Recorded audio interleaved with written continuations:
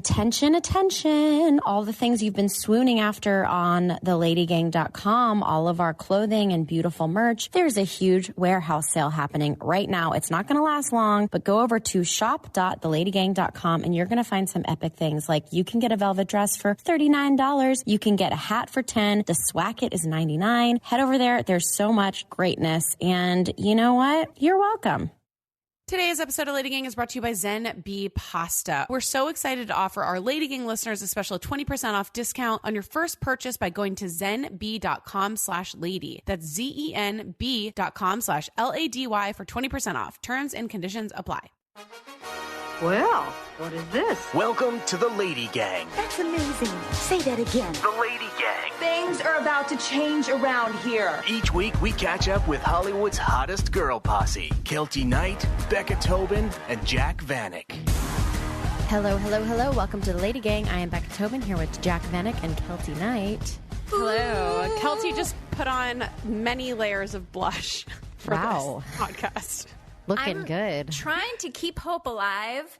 And I felt like my pony was a little scraggly, so I put her in a bun. And then I just feel like I need a little more blush than I used to. So, but I didn't actually use blush. I used the Dolce Vita NARS lip gloss and I put it on my cheeks. And then I put the Citizen Cosmetics.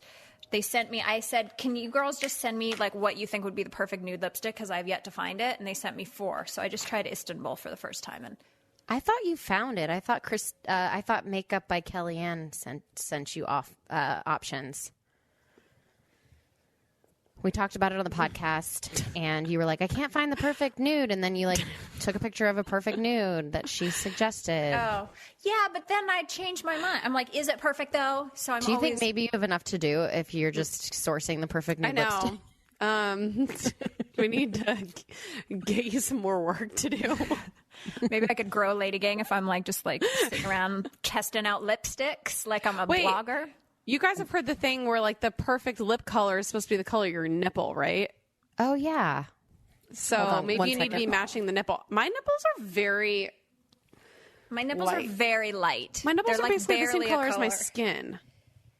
Yeah. I mean, mine aren't like. I have a hair to pluck. I've just discovered. Oh God. Whoops. The hairs. Whoopsies. Oh, I had my. Oh wait, this would be actually a wonderful bad week. So why don't we just hop in? Let's hop right in. Good week. Yes, it is. Bad week. Oh, no. Okay, well, I was going to talk about a different bad week, but you talking about your nipple hair really reminded me of something. So I have had so much trouble since moving to Austin, finding a place that I like to go to for all like the microneedling, the lasers, and dermatology and blah, blah, blah, blah, blah. Because you know in LA, it's usually like the med spa or the dermatologist. Mm-hmm. So it's like serious stuff and then beauty stuff. Mm-hmm. And it's kind of annoying because my priorities obviously lie on the beauty end. Yeah. Neglecting all dermatology. So yeah, melanoma, wrinkles.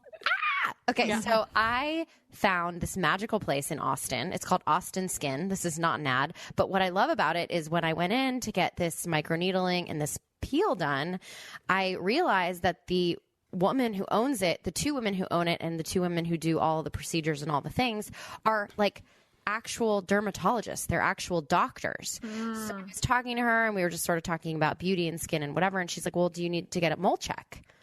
And I was like, oh, actually I do. But like, I didn't think they were like dermatology, even though I should have known from the website. I was like, well, yeah, if you have time. She's like, yeah, your numbing cream is on. You might as well like get your moles checked. Oh, yeah. I was like, well, first of all, this place sold me on that already, except for the fact that normally when I know I'm going in for a mole check, I prepare myself like I'm going on a first date. I will shave from head to toe, nipples to big toe. I will make sure that like my hair has just been freshly washed, that like every freaking part of me, a mani-pedi isn't even against like off the table. Yeah. Because I want to be, they look between your toes, whatever. Oh, yeah. I couldn't have been less prepared. I gave her married person. Okay. I gave her a 1/4 of an inch leg hair. And I'm like, that's okay. She's seen leg hair before. She's a woman, you know, she's a dermatologist, you know, whatever. I was fine with all of it until I realized that she had to look at my breasts, and I'm looking and she's looking and I'm like, Am I going to say it or is she going to say it? There's so many hairs sprouting from my nipple right now. And that to me was the most vulnerable I've ever felt in my whole life. She was a perfect gentleman and didn't mention them. Acted like they didn't exist. I'm sure she gives no fucks about your nipple hair. I got to be honest with you. I can't no one has seen my nipple hair until she's the first person. Wow. There's got to be one, you know? There's got to be one. So now we're in an intimate relationship, me and Dr. Sarah at Austin Skin. I love it. Apologies. And then my good week is, so I found out that there's this magical place on the internet where you can go and plug in your information, like your name and social security, and you can get unclaimed money from any place you've ever lived. So say you move and you've like paid for Spectrum, but your service ended and they prorated you a refund and they mailed you a check, but you moved before that check even got to you and it was basically just unclaimed money. So I was like, what? This can't be real. And my mom was telling me about it. She's like, you should do it because we left LA and everything didn't tie up loose ends. It was like, whatever, nothing mattered. It was COVID. And I went on the like unclaimed money California. I had $300 that was just sitting there waiting for me. Doggy. And if you don't claim it, the government gets it. So everybody, go to the state that you live in or have ever lived in and go to unclaimed money. And I got my check, guys. I got my check. And we're sure this isn't a scam. No, it's putting legit. in your social security number. I don't into know the if internet, it's your social. a random website. It's not a random website. This is very reminding me of the fappening. She was like, but I just wanted to get into my cloud. First of all, my mom, who won't even like leave a hotel door unlocked and like won't like But this sounds like a boomer thing that they're like, yeah, I logged into this website. No, and then like the next thing you know, your identity's stolen. It has to be a .gov. So like California unclaimed money.gov, blah, blah, blah. Okay. Like, don't be .gov, an idiot. Yeah, don't and be it an might idiot. not even require your social. It might just require like your previous address. Just your credit card number. Your credit card number is all they need.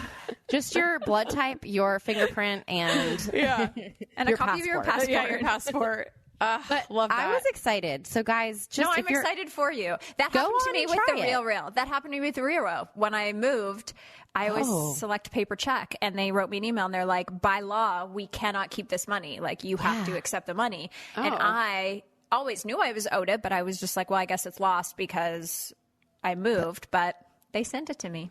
Wow. Good for you. Look at that. Free money. I'll go. My good week turns into a bad week. So my good week is, you know how I always would have like a dream pretty much every single night that I either cheated on Jared or he cheated on me constantly. So ever since we got engaged, those dreams have stopped. And I'm very interested in why, because it's not like I was insecure about us being together and that like really sealed the deal of becoming engaged, but they've like completely stopped. So that's my good week. My bad week is now these like anxiety filled dreams that used to be him or I cheating on each other has now turned into the diamond falling out of my engagement ring. I'm not kidding. At least 3 times a week, I have a dream that my diamond falls out. Is that the equivalent of your teeth falling out? Kind of. I mean, it's the same feeling. It's the same, like what the fuck is happening kind of thing. And of course, the diamond in my ring is like the size of a bowling ball. And I've like completely lost it. And it's worth $500,000. Well, I feel like that's an underlying anxiety ring. Yeah, I have insurance on it. Okay. Yeah, I'm like, I guess like my anxiety, but I don't have anxiety about a relationship. No. It's not that about that thing. But I think anytime you have a dream where something is really stressful or causing you a lot of anxiety, it just means somewhere in your life you're dealing with anxiety. And it's like, just like manifesting. It's just manifesting in that way because it's probably the most valuable thing that you like wear on a daily basis. It's an easy thing for your brain to go to. Yeah. It's certainly not about your relationship. And then I just remember, like what you told me, Becca, because we were just talking about like diamonds and rings. You're like, you just have to check it and see if it's like in there. And like, of course, well, I do it all the time when I'm awake. So then I do it in my dream and like the whole thing's wavy and the diamond is like moving around in it. It's a whole fucking thing. But wow. Oh, wow. According to Dreams Me, an engagement ring dreams typically reference ongoing problems with which you've been dealing with for long periods of time. You've been engaged to them, and your dreams are telling you it's time to break off the engagement. Uh-oh, are you leaving the LadyGang? And this also says, if you're newly engaged and in the process of getting married, this may be a simple anxiety dream about the changes that are about to ensue. Oh. You may be worried about the meaning of your relationship and its longevity. No. There's just no anxiety there. Like, it's like the... Is it like getting your house, though? Do you have anxiety about finding a house? I mean, I have anxiety in other parts of my life, so it like that does make sense that it's just like manifesting into my diamond falling out. But it's funny because like both of those dreams about my it's like there's nothing. That's like the most stable part of my life. So I don't know. We'll see. Well, now that your cheating dreams have gone away, you might cheat in real life because those are the only ones that keep me faithful. Staying. Just kidding. It's like those dreams where you like get accused of something wrong, a wrongdoing, or you commit a crime, and then you wake up and you're like, I will literally never, ever lie, cheat, steal. Like I can't think of anything worse. That keeps me in line. Yeah. No, it's true. I need to start having him again. Wow. Also, I miss MGK. You know, he's just been absent from my dreams. What's MGK? Oh my God. I've gone down an MGK bandwagon. He's so absolutely disgusting, you guys. I can't. I'm less attracted to him as the days go on. Oh, I can't look at a guy that will literally rolls out of bed and chooses 17 necklaces. Like, what does that do to your vagina? Does that make it wet? Because it does not moisten my nether regions. It makes me think of like I just can't think of anything worse. Like, oh, do you think I should wear this pearl necklace today and layer it with my crucifix and then wear this cool beaded thing? His style and also just his like personality has feel like it's regressed into like a teenager. I don't really understand it, but then here I am being attracted to it. I just think that if you had it in your reality, it would be a bummer. I once dated a guy who wore like nail polish and guy liner and like funky, you know, he was like whatever. But at the end of the day, like you wake up at 7 a.m. and you see all that happen and you're like, oh God, I don't need this in the daylight, you know? Mm-hmm. Or like it's after the age of like 22 years old. Yes. Yeah. Agree. Okay, Kelsey. Well, I'm about to hit you with a fucking doozy. I have a double bad week. Is it about Cole Sprouse? Yes. No. Like, remember the movie that I got? I wish so bad. I have a really bad short-term memory. Like, I can remember things from 15 years ago, but ask me what I did yesterday, and I have no fucking idea. You're basically like a grandpa talking about World War II, but it's the Cole Sprouse movie.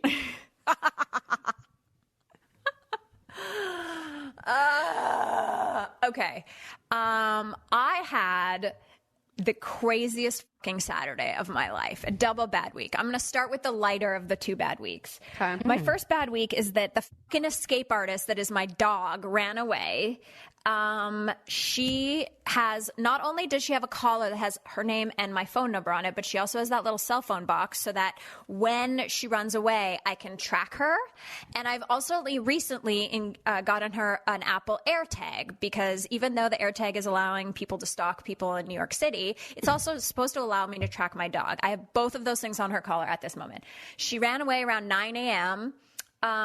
Chris and I were dealing with my other bad week and for like 45 minutes. And then I was like, wait, where's Callie? And then we couldn't find her. The fucking cell phone couldn't track her. The AirTag only works on Bluetooth up to 100 feet. What is the use of that? That's weird. And so I ran up the hill by my house calling Callie for like literally an hour trying to find her. We couldn't find her. She was nowhere. Eventually, some nice woman took her to the vet. They had to scan her chip. And then they called us, which thank God. But then I got home and I'm like, or then Chris went to get her. And I was like, it's just so weird that she didn't call my number because it's on her collar.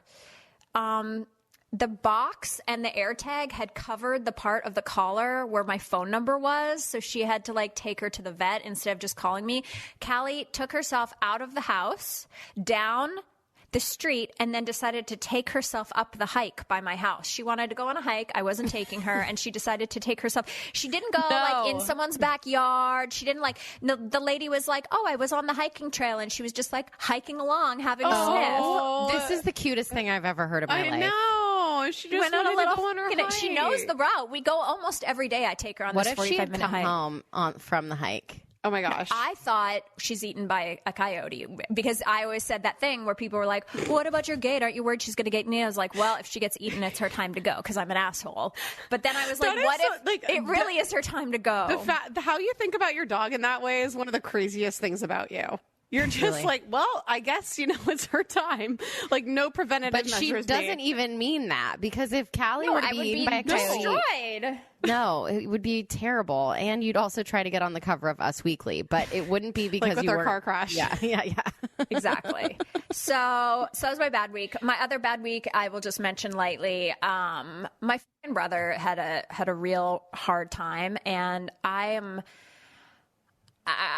not even going to talk about that, but I just want to say this. Like, in general, the medical system is so fucked up that I just want to say to everyone out there that's dealing with someone in their life who is ill, that it is like the most fucking exhausting, frustrating process, especially during COVID. And our workers in general, the nurses and the doctors and everyone, like, you're fucking godsend people. Like, I don't know what else I can do in my life to express how important you are. And I just like, it's almost like it just never ends. It never ends. Yeah. And it is so exhausting to have to be that strong person. And I'm terrified for anyone that has to be a child. And it was funny. And the reason I brought it up is I had talked to my friend Marcella, and I was like, oh, I'm really having this rough time. And I was like, I don't know how you have 3 kids and 3 stepkids. Like, what the f-? Like, you must just run around like with this level of anxiety of like, oh my God, something's happened. Like, I need to take care of it all the time. Like, how do you even exist? And she goes, well, you have to think about it like this, like, little people, little problems. And she's like, big people, big problems. She's like, let me tell you, it's way harder with my stepkids, like when they were 16, 18, 20, than it has been with a 2-year-old. Like, little people, little problems. And she's like, they have a tantrum, they have a whatever. I mean, obviously there's some cases where little people, big problems. But anyway, that kind of made me think like, okay, like, anyway, feel less alone. Anyway, everything's hard and terrible. And I hate 2022 already. I'm sorry. Well, who's coming up? Next up is Rachel, and she's going to help us with her mental health. Thank God.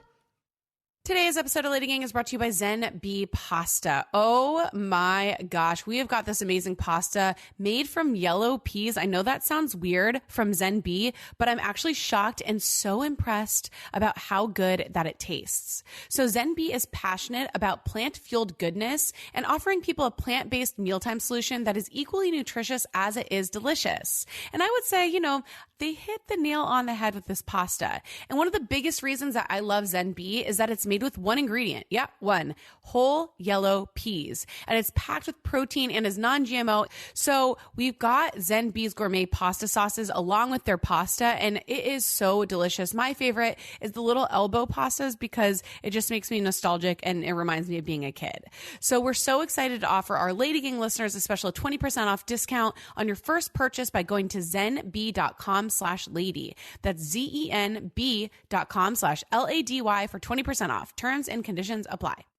All right. So we know a lot of you out there are parents, and there's nothing you care more about than making sure your kid has all the support and opportunity they need to learn and thrive. And we know over the last 2 years, that has been a journey. So even the best schools, your child probably isn't getting the one-on-one teaching they need to reach their full potential.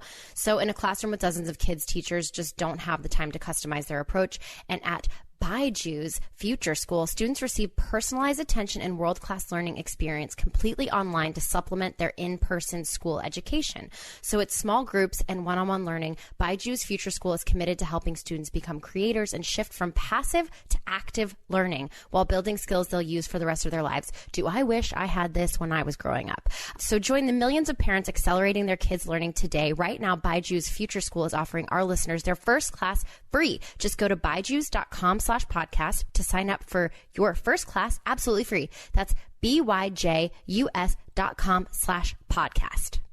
Today's episode of Lady Gang is brought to you by Everlywell. So as I get older, I really want to be more in tune with what's going on in my body. So what if you could use science to discover more about your body all year long? You can give yourself more clarity and better understand your health and wellness with Everlywell at-home lab tests.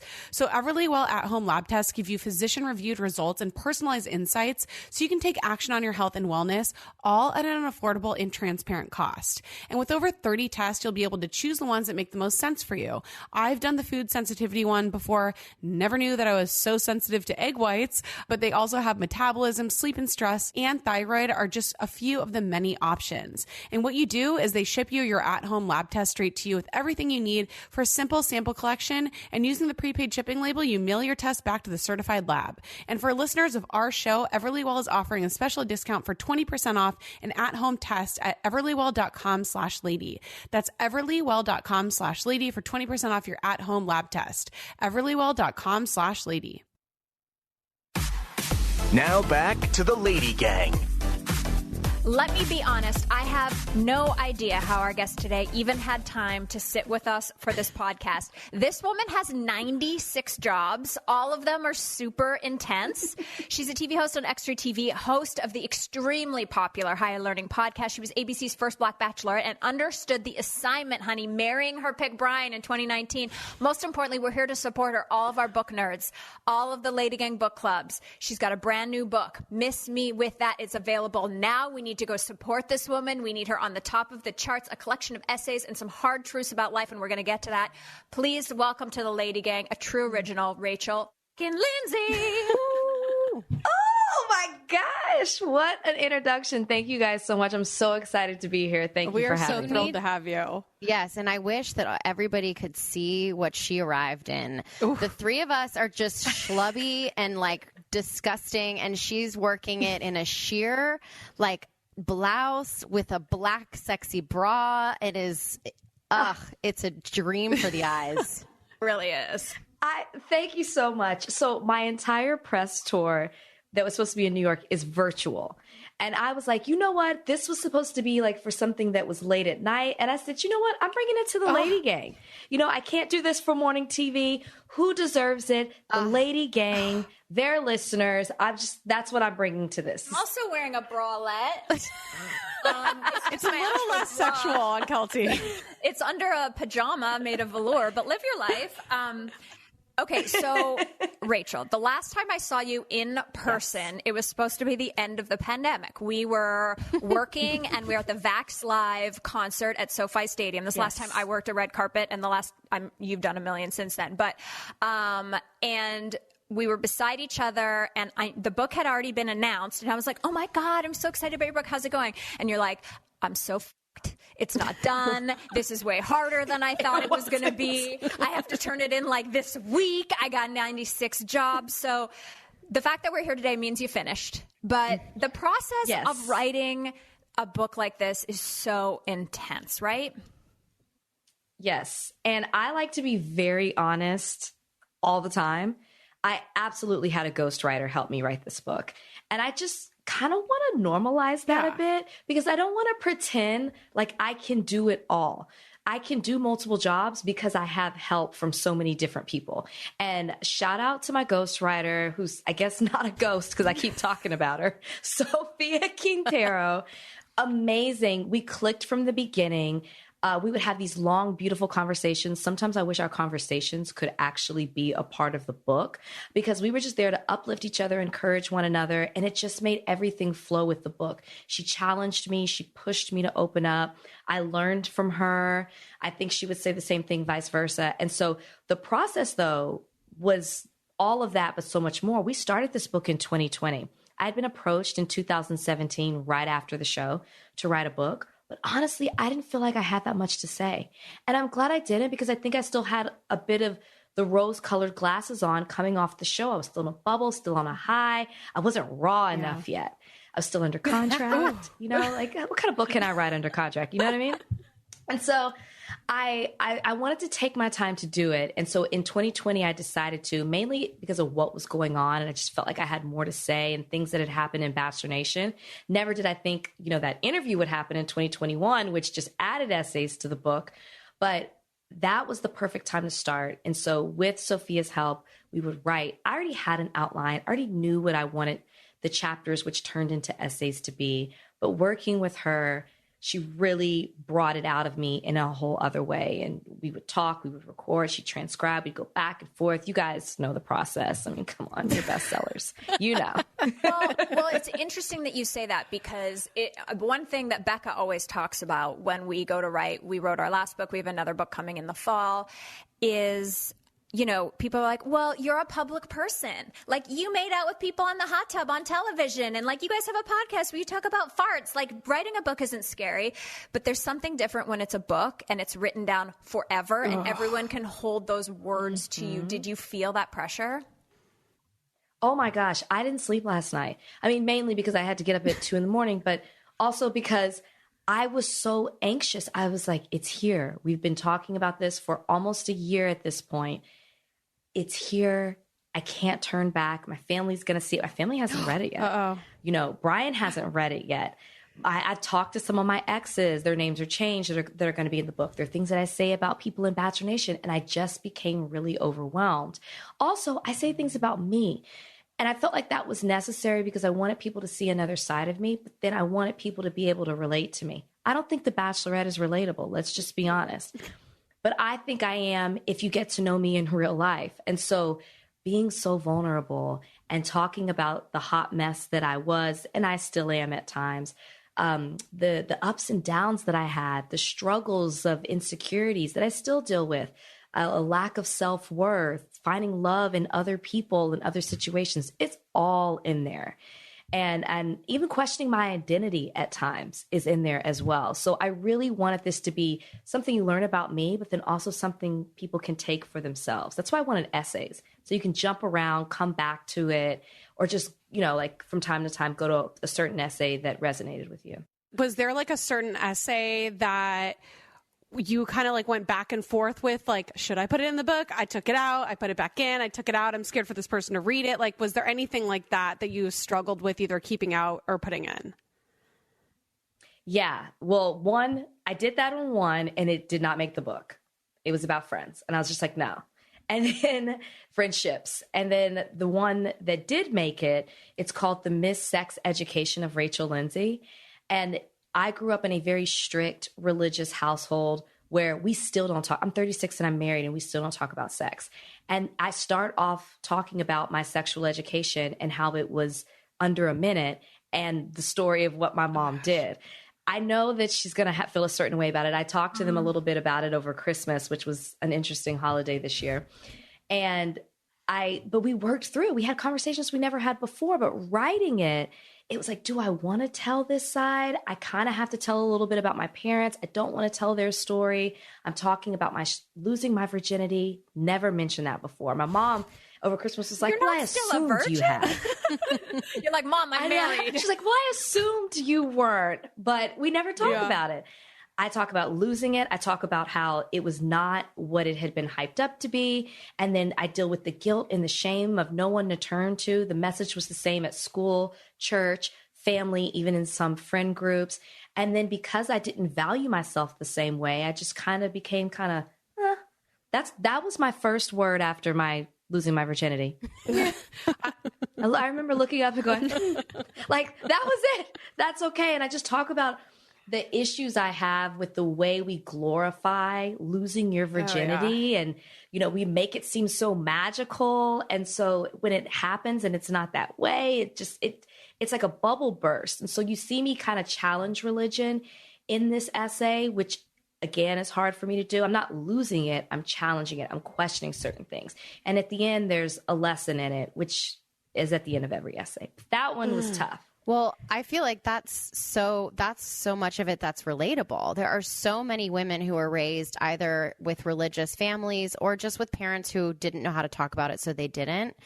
I think that this generation of women, and especially women in the public eye, you almost have no excuse but to be at least a little bit open with those conversations, but it's doing such a service to the women that are growing up right now. Yeah. So I commend you for doing that, because it's also not easy to do either, because I imagine the backlash it's not light.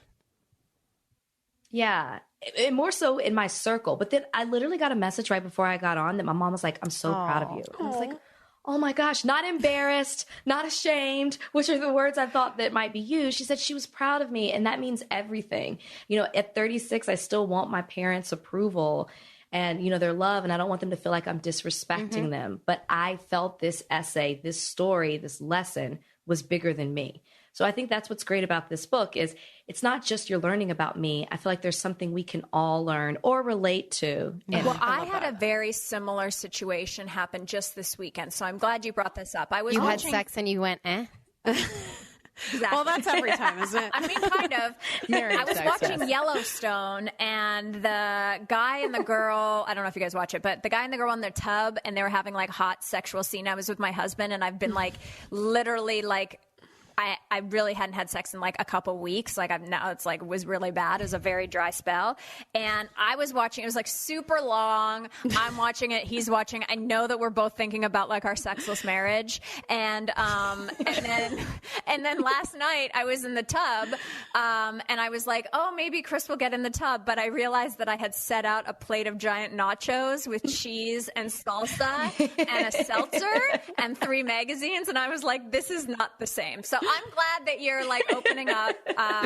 Very important. And, you know, okay. That's very relatable. There you go. I think we've all been there before where you're like, and this is my question. I think that I mean, obviously your relationship is under so much pressure because you guys met, you fell in love, the way you fell in love, but you're married now, but you're married where like no one's trying to televise your wedding. You're married where it's not the cover of Us Weekly that you guys are together. Like you're a few years into regular life, although I suppose with COVID, like it's not that regular, but you know, how do you keep it together now that sort of the sparkle of that, like your relationship getting together, it wasn't just butterflies because you met the love of your life. It was like America's butterflies. Right. Yeah. Right. Well, we never really had the approval of Bachelor Nation because everybody wanted me to pick Peter. So it was always kind of us against the world, which I think, yeah. It wasn't, you know, listen, in the moment I was very into him. Obviously we saw the season, but I made the best decision for me. I knew what I was doing at the end of the day. Now, 10 years, if that had been 10 years earlier, I probably would have chosen a Peter. That's in the book. Oh my God, I love that. But yeah, for us, we kind of felt like everyone was against us. And so we just removed ourselves immediately from the spotlight, moved back to Dallas because I was still working. Brian moved there for me, and we just surrounded ourselves with the people who knew us before all of this. And that was the best thing that we could do because we created such a strong foundation and immersed ourselves in the real world. We weren't trying to perform for Bachelor Nation or perform for social media or do what we thought people wanted to see. We were just us. And I remember people were complaining. They were like, can y'all post more? Can you do more? We want to see you. And we were just kind of like, no, we're living life. So once we did that and we stripped away that pressure you feel of everyone wanting to see you be a couple in such a public way because they met you in a public way, we were like, good. We just started doing things that everyday people do. We kind of were boring. To be honest with you, we weren't good TV. We weren't good social media. We were just living life. And then other than the regular things, supporting each other, encouraging each other, making sacrifices, we have moved back and forth for each other. Brian moved to Dallas for me. And when I quit practicing law, I moved to Miami for him. And then I had a better opportunity in LA, and he shut his practice down and moved here to LA. And we're going to stay here for a while. We're going to settle. But yeah, it's just really having each other's backs, being a partner. And I think that really the early success of creating that strong foundation, I think, is what has helped us so much. And it's so funny probably looking back on that, because when you were in the moment, you were probably just like, I don't understand like why everybody is wanting this other thing for me. But like at the end of the day, it ended up being such a blessing because it kind of let you just focus on yourself and your relationship and not have to worry about everything else is just such bullshit. Right. No, it really is. It really is. And each year I have learned that lesson more and more and more. Every year I'm like, okay, this is it. Everything's going to calm down. And then bam, something else happens. I think this, though, is the year it will. There's no way in hell, because I know who your boss is. And I know I have been in the trenches, and you are working morning and night. I am so surprised that you have time to do even the other podcast and all the other things that you're doing while being with Extra. Like, I've been on that grind. Like, what is your time management? Like, I know you have an assistant, but like, what? Yes. I'm on fumes all the time. Honestly, this year's been a little wild because I always do something at the beginning of the year with the foundation that supports teachers. Then I got COVID. So that set me back I have been to work since the first week of January. Like, I don't even know if my desk is still there at this point. And now I'm on a book tour. So that's kind of given me a little bit of a break. But for me, I had the podcast before I started Extra. So there were certain things in place that allowed me to continue to do other things. But I'm just having so much fun. So I just make it happen. I make it work. Is it weird to be a celeb around celebrities? Like, I always think it was fine for me because I was like a nobody and I was like, oh, hi, celebrity. But like, you're a super famous person. So is it weird when you're at a red carpet? Obviously, if Julia Roberts is there, you're like, it's cool. But like, if you're more famous than the person you're interviewing, you're like, I'm fucking Rachel Lindsay. And like, I've never watched the mic. Your Teen Mom 8. Like, like, is that ever weird? No, I don't consider myself famous like that by any means. And I think the reason is because I didn't watch The Bachelor before. So I would know me walking down the street. So that's a really great way to humble yourself, because I don't think anybody knows me because I would know me. So I'm always shocked when someone says something. Like, I was doing an interview one time and Christian Slater goes, Rachel. And I'm thinking he's reading the screen. And I'm like, hey. And he's like, love you, been rooting for you, watched with my wife. And I was like, Christian Slater, are you kidding me? You know who I am? Like that, those kind of moments shock me, where they geek out. Like, I was trying to interview Topher Grace and he wouldn't stop asking me questions. Like, he kept flipping it and was like, me and my wife, Ashley, so they take me by surprise, which are fun. They're fun moments. But no, I never get caught up in anything. I don't think people know who I am. Well, I think it's interesting. And this is something that your rise has been challenging. And so I think this is something that you cover in the book really, really well. And a lot of times when celebrities write these kind of books, they shy away from the shit that you really want them to talk about. And you get to the end of the book and you're like, oh, that's great. But like, she didn't talk about that. And I think that's what's great about this book. Yeah. And I guess the question is like, I think when you're young, you grow up and you're like, I want to be smart. I want to be successful. And then you get into show business and you're like, okay, I want to be successful in this. But I don't think anyone grows up and they want to be like, I want to be polarizing. Like, I can't wait till when I grow up and I'm super polarizing. And you have faced so much, especially over the last few years in your career. I have a lot of respect for you and how you've been able to keep your chin up during this public opinion of you. What has been your secret other than the stepping away from Instagram, which was amazing? Like, why did you even come back? But like, I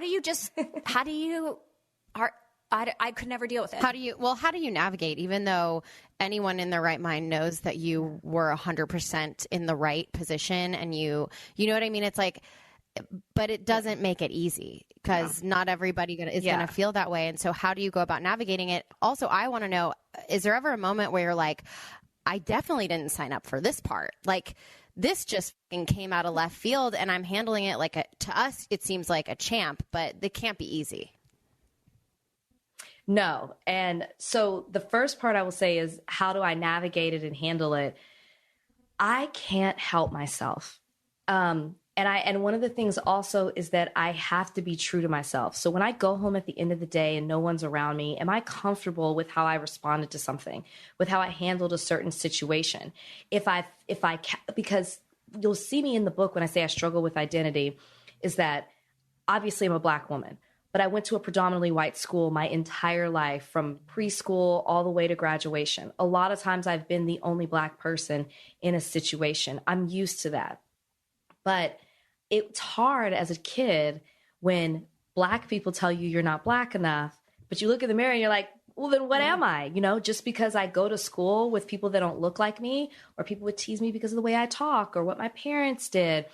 And then to go to school and felt like I had to water myself down to conform. Not necessarily that everyone made me feel that way. That's just the pressure I felt to be accepted because I wasn't getting accepted from another group of people. So once I got through that and past that, it's like I never want to be in a situation where I'm pretending to be somebody that I'm not. I never want to have regrets about how I respond to a certain situation. So that's why I say I can't help myself.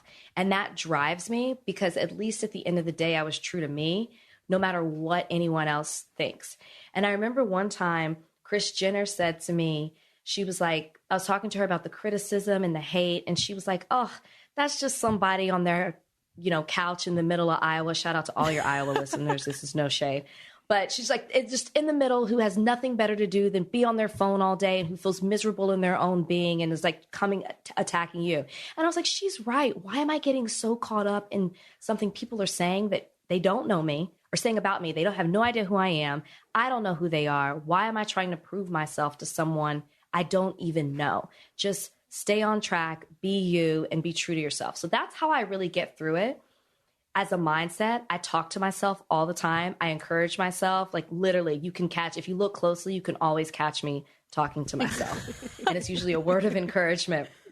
I meditate, I pray, I exercise. I wish I journaled more. I don't. I talk to like family and friends who knew me before all of this, just to reset and release.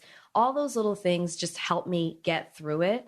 But I guess also the way I do things is based in passion and purpose.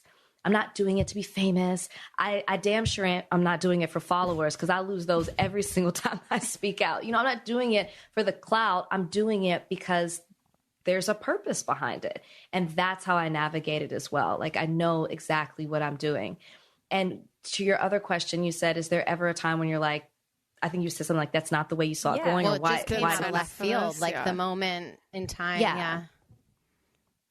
Yeah. I mean, obviously the aftermath from that interview with Kris, I was, you guys know, we interview people and you never know what's going to come out of the other person's mouth, but you're obviously going to do your research and ask the most relevant question of the moment. And that was it. I would have asked anyone that from Bachelor Nation. Never in my wildest dreams did I think I would get that response. And then it would pick up the way that it did. I knew it would go viral once it happened, but I didn't think that the women of Matt James's season would speak out, and then the men of Claire and Tayshia, and then Kris would apologize and then get removed from the finale, and then everything else that happened after. Nor did I expect every media outlet to pick it up, and then for my name to get affiliated with cancel culture.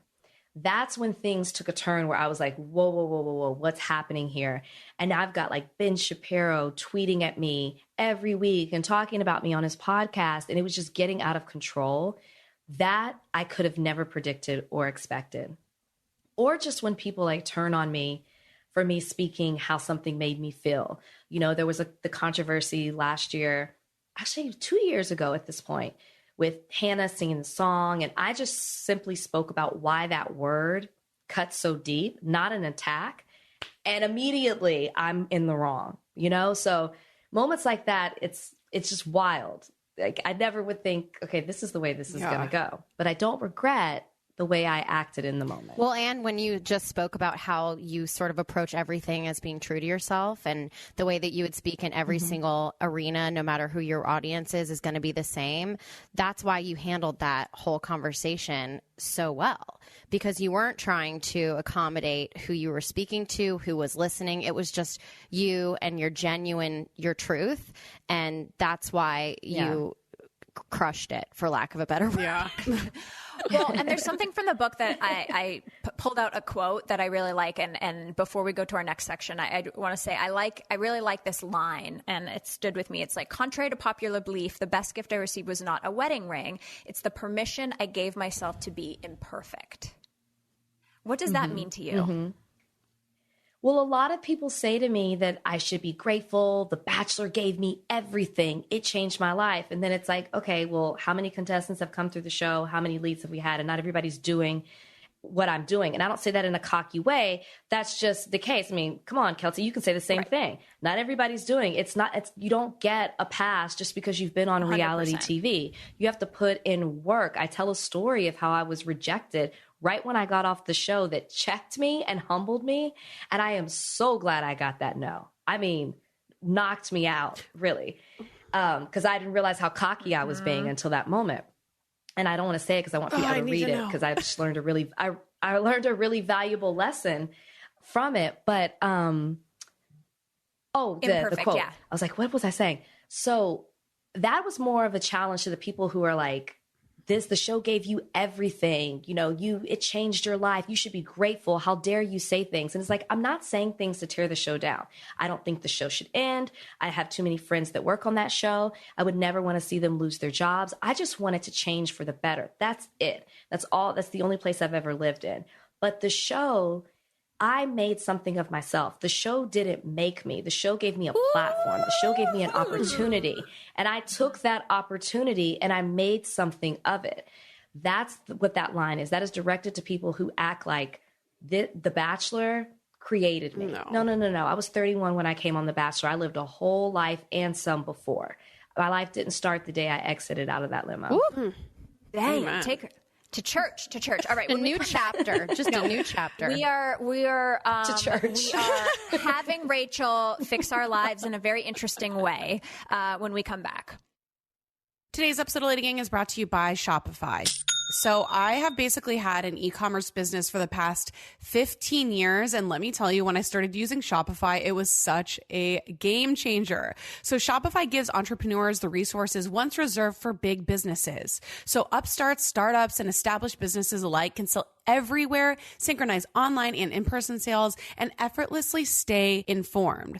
You can go to shopify.com/LadyGang, all lowercase, for a free 14-day trial and get full access to Shopify's entire suite of features. And you can reach customers online and across social media networks. And this is such a game changer with their ever-growing suite of channel integrations and apps. So I'm talking about Facebook, Instagram, TikTok, Pinterest, and so much more. And more than a store, Shopify grows with you. So if you want to check out Shopify for your business, you can go to shopify.com/LadyGang, all lowercase, for a free 14-day trial and get full access to Shopify's entire suite of features. Grow your business with Shopify today. Go to shopify.com/LadyGang right now. That's shopify.com/LadyGang. If you've ever gone to LadyGang.com, then you've gone to a Squarespace website. I know you see the ads everywhere, but I'm here to tell you that Squarespace is the bomb. If you have a huge business, an e-commerce business, just a personal blog, maybe your family blog, maybe you're doing a wedding thing, Squarespace can help you out. Head to squarespace.com/lady for a free trial. And when you're ready to launch, use our offer code LADY to save 10% off your first purchase of a website or a domain. Some of those features that I love are the SEO features. They really kind of prompt you and help you learn how to get the most out of your website. The analytics behind the scenes of like when people are looking at the site, what words they're searching when they come to the site can help us organize things in a great way. I love the fact that you can do video blocks when you're promoting the podcast. When we promote our clothing line, we're able to use that to our advantage. There's just so many things to love. And that's why we want you to check out squarespace.com for a free trial. Head to squarespace.com/lady for a free trial. And when you're ready to launch, use our offer code LADY to save 10% off your first purchase of a website or a domain.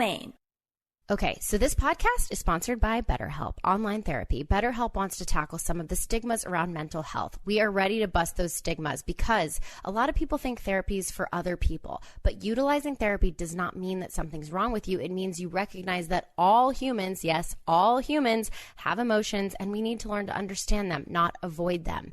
BetterHelp is so incredible. You know, we take care of our bodies by exercising. We go to the doctor and we eat well to take care of our bodies. We focus on investing in health, and that includes our minds. It's just as important.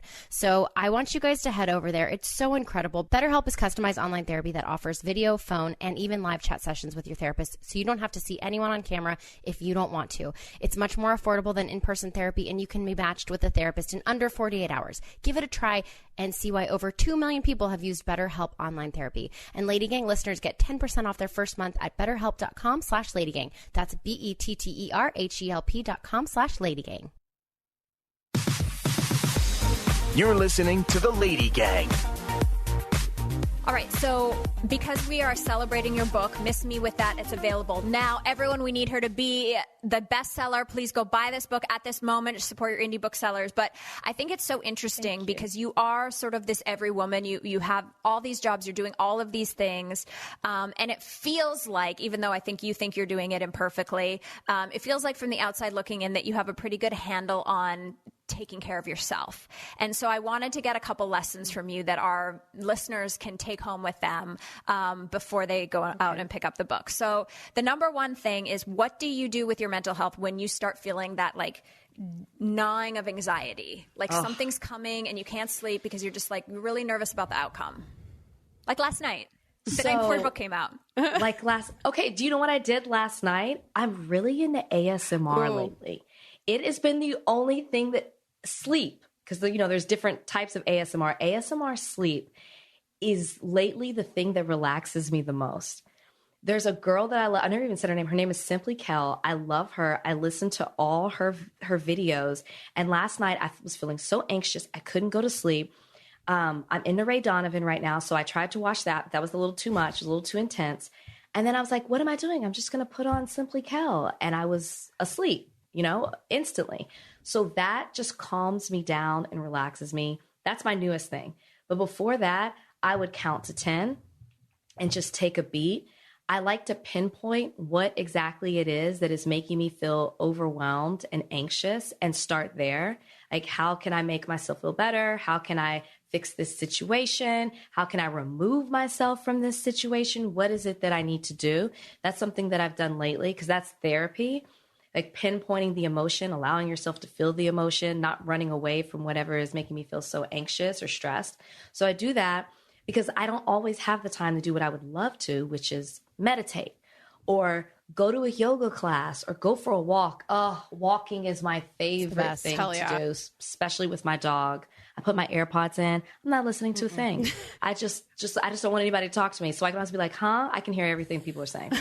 I just want to connect with the outdoors, especially because, we're indoors so much these days. So yeah, that's what I would do if I had the time. But when I can't, it's counting, it's breathing, it's ASMR sleep. I'm telling you guys. I'm so deep. Wow. Brian hates it. A deep breath can be very, very underrated. You're on television every single day. And I know it can be a real brain f- to see yourself on television or see yourself in photos or whatever. What are some Rachelisms for your mental health when it comes to like just feeling uncomfortable in your body? Oh, that's a good one. I mean, one, don't read comments that people have to say about your appearance. Because I'm just so big about taking power and control over you. And so if you start to get caught up in what other people's opinions are, so I don't even necessarily ask people like, how does this look? How do I look? If you get caught up in that, then you take that power away and you're giving someone else the power to define you and to make you feel valued and that what you're worth or whatever it may be. And so I try not to do that. I talk to myself. I'm like, oh, girl, you look good today, or this is great. Or maybe if I am feeling a certain way, because we don't always feel our best, maybe I'm wearing sweats. Maybe I'm wearing an oversized sweater. It makes me feel a little bit more comfortable. But I would just say the main thing is encouraging myself, supporting and uplifting myself, not looking for validation in other people, because that's never, in any aspect, is going to make you feel fulfilled. Nope. Okay, two more. This is a really important one. Give us your Rachelism for dealing with other fucking people. I hate people. I don't want friends. I don't want people. I would like to live, which is so strange because I'm like a little bit of a public person, but do you mean you're a little bit public, meaning you call paparazzi on yourself, but you also want to be a recluse? Yeah, like when I leave the house, I'd like you to take my picture, but I'm only leaving the house twice a year. Yeah, like exactly like that. But no, just the praise. Dealing with other people. You come across a lot of different people in your life, and not all of them are the bowl of Cheerios for you. And so what do you do when, it's as easy as like, we were talking about this on other podcasts. Like, I'm sure you're getting this all the time, Rachel. It's like when people are like asking, when are you having a baby? And you're like, go f- yourself. Like, how are you dealing with people that are I mean, they're so involved in your shit. But don't also acknowledge like that there are boundaries and maybe go beyond what is a comfortable boundary without being a bitch to them like we are. Yeah. So I don't deal with them. Like, I don't. Like, whether I say fuck you out loud or I'm saying it within, I just don't fucking deal with people. And I think that that's even more. So when I first came off the show, I used to clap back at everyone. They were like, "Oh, she's a clap back queen." I was like, "Ooh, I got a good one for this one." And then I was never satisfied. Also, that just them. Like brought on more hate. Yeah. And I was like, I can't keep up. I got other stuff to do. I can't be on social media all day, or always giving a comment about something. So I just learned. I just don't deal with it. I just surround myself with people whose opinions I care about, who I love, who I trust, who I value, and everybody else can like go f themselves. Miss me. I had to plug the book. They can miss me with that. I love it. I was gonna say go f yourself, but then I was like, oh, this is a perfect opportunity to plug the book. No, seriously, you can miss me with that. I'm so at a place where I'm just like, I'm not gonna give it any attention, which I think cuts people even more deeply, because if I respond in an angry way, then they know that they got an emotion or a reaction from me. But if I give you nothing, it's just almost if I didn't even see you. Like, I'm above it all. I recently, I just came up with this motto for myself, and you're obviously living it. And it's like, I never regret not engaging. I sometimes regret clapping back or commenting or blocking even, but I never regret just literally never engaging. So it's like Meredith Marks. That's somebody had to say Marks. It. I'm just going to disengage. Disengage. I'm a Housewives fan. I mean, guys, I could spend a whole nother hour. It works. It works. It really is, because it just, you keep your power entirely 100% to yourself. Well, and for you, that's probably I had to learn that. Yeah, it probably was like the biggest full circle kind of a moment, going from being like so involved in it to being like, I literally didn't see this at all. And isn't it's such validation when people are so mad or so bothered or want to know why you're not doing something when you said you were going to do this or whatever, and you're just moving on about your day, steady killing it, accomplishing goals, getting things done, and they're just over there mad. And as they say, you're just living rent-free in their head. Like, what a sad place to be. And when then you start thinking of it that way, it just becomes comical. Lala Kent. I don't know, maybe I'm a little evil to laugh at it. It's great. Like... Lala Kent was on our podcast recently, and similar to a Kris Jenner, the way that she like talks about the people that are writing her so much hate and hating on her on social media, she said something along the lines of, "I'm sorry about you sitting on your dead lawn." Like, I can't remember the quote exactly, but it was like good. She painted the picture of this person on their dead lawn with a warm beer on a Friday night. Like, I'm sorry you're not me. And so it's like, oh my God, just that's all I think of now when I get a hater is a dead lawn. Dude, sucks to suck. A sad, pitiful life. A sad, pitiful existence. So symbolic. I mean? Yeah. I always say you have to get good at being the villain in someone else's story. And like, you're going to be regardless. I don't want to be a villain, but like, I'm the bad guy.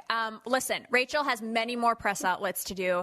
Her brand new book, Miss Me With That, is out now. Higher Learning Podcast, wherever you get your podcast. And make sure you follow the Rach Lindsay on Instagram. Support her, love her, send her something nice. If you send her something mean, she's going to disengage. I'm so excited for the book. Congratulations. What a huge undertaking that is birthed into the world. We're so happy, and thanks for making time for us. And we will see you next Tuesday.